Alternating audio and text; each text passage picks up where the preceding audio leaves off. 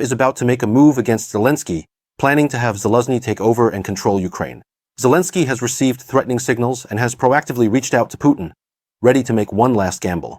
So, will this political upheaval in Ukraine really happen? According to reports from the Financial Times and other media outlets, renowned American investigative journalist Seymour Hersh has revealed that the United States is planning a political shakeup in Ukraine. Trump is preparing to have former Ukrainian military commander Zelensky replace Zelensky. If Zelensky does not step down voluntarily, the United States might even resort to measures to forcibly exile him to another country. And it seems that Zelensky has also sensed this.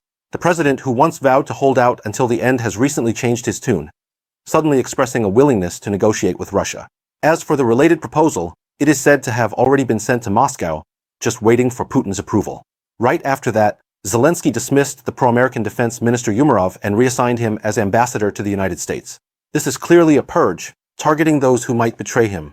Hersh also mentioned in his exposé that Trump's move to replace people this time is quite interesting.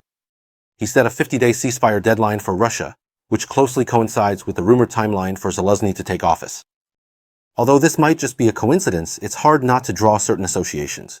If Putin refuses to cease fire, does this mean that Zelensky's political career is also coming to an end? Some analysts believe that the deadline Trump set just happens to give the Russian army enough time to achieve its established objectives. The Russian military already has large-scale mechanized forces on the front lines, and if the current situation continues in the coming period, the situation on the domestic battlefield could undergo major changes. By then, if Zelensky wants to continue resisting, he might not have the resources to do so.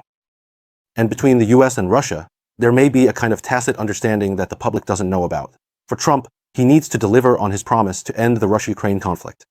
It's important to note that over the years, the US has invested enormous resources in the Russia-Ukraine issue, and at home, the voices questioning continued aid are only getting louder. Rather than keep pouring money into this bottomless pit, it would be better to pull out early and earn a reputation for wisdom at home. As for Putin, he doesn't want to keep fighting indefinitely either. Although the Russian military holds the initiative on the battlefield, the cost is still significant. If he can get what he wants through political means, why insist on fighting to the bitter end? What's more, Zelensky has extremely high prestige within the military and advocates a pragmatic approach that prioritizes defense. Compared to Zelensky's hardline style, he's much easier to deal with. Russia can also accept Zelensky's approach. And in this game where the US and Russia are reshuffling the deck and Ukraine is involved, Europe has been completely sidelined. French President Macron and German Chancellor Scholz can only watch helplessly as the US and Russia divide up the spoils. But Europe can't completely stay out of it either. Once the US and Russia reach some kind of agreement, Europe will most likely have to bear the main costs of post-war reconstruction. You have to know, American capital has long set its sights on the Ukrainian reconstruction market. But the prerequisite is that there has to be a ceasefire first. Right now, American investment giants like BlackRock have already pulled out of Ukrainian projects. They're just waiting, planning to re-enter once the situation becomes clearer.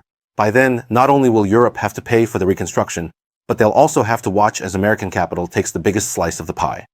If the US and Russia reach a compromise, Russia will likely gain more substantial benefits regarding the Ukraine issue. For Europe's security, that's definitely not good news. But then again, if Trump's plan to change the leadership really goes through this time, Ukraine's fate is pretty much sealed. Although Zelensky is highly respected in the military, at the end of the day, he's still an agent. Once he comes to power, his primary task will be to cooperate with the US-Russia peace talks and bring an end to this conflict that has lasted for more than 3 years. But obviously, Zelensky isn't just going to sit and wait for his fate. By proactively reaching out to Moscow, he's sending the clearest signal of resistance. If Zelensky is really pushed to the edge, it's not impossible that he might even cooperate with Putin.